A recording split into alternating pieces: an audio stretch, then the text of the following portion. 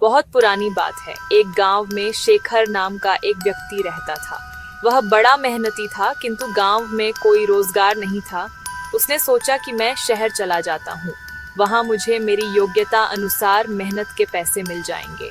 यह सोचकर शेखर एक दिन अपने गांव से शहर की ओर चल दिया। शहर बहुत दूर था। चलते चलते शेखर थक चुका था। शेखर इतना थक गया था कि अब उससे बिल्कुल भी चला नहीं जा रहा था और वह थक कर वहीं बैठ गया।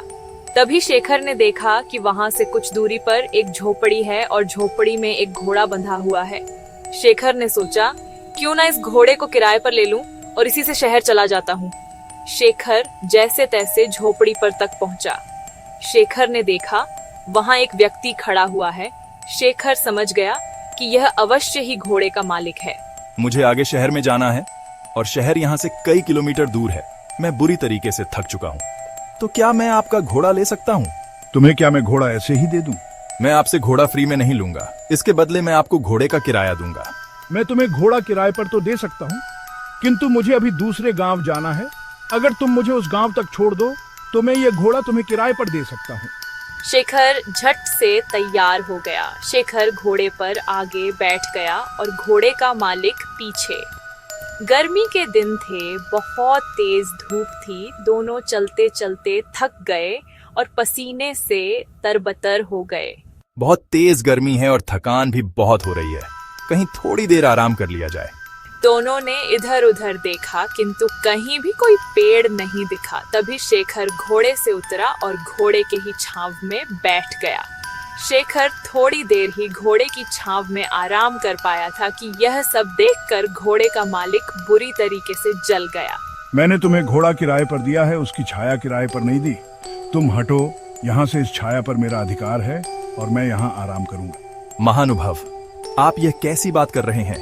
मैंने अगर घोड़ा किराए पर लिया है तो उसकी छाया पर भी मेरा ही अधिकार है। अगर आप चाहें तो आप भी इस छाया में मेरे साथ बैठकर आराम कर सकते हैं।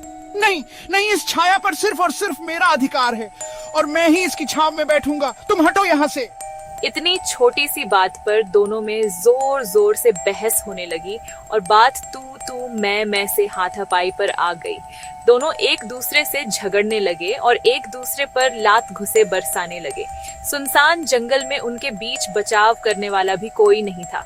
दोनों की लड़ाई देखकर घोड़ा भड़क गया और वहां से भाग गया। थोड़ी देर बाद जब घोड़े के मालिक ने घोड़े को देखा तो वह कहीं दिखलाई नहीं दिया। अरे मेरा घोड़ा कहाँ चला गया? वह तो अभी नया है। उसने ठीक से घर भी नहीं देखा।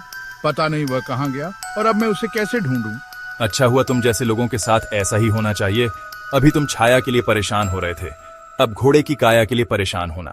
घोड़े के मालिक को अपनी गलती का एहसास हुआ और अपना माथा पीट कर हाय तौबा करते हुए बैठ गया। मेरे थोड़े से लालच से मेरा कितना बड़ा नुकसान हो गया। मुझे अपनी करनी का फल मिल गया। घोड़े की छाया के लोभ के कारण घोड़े की काया से भी हाथ धो बैठा। इस कहानी से हमें शिक्षा मिलती है कि लालच बुरी बला है और कभी कभी छोटे से लोभ के कारण बड़ा नुकसान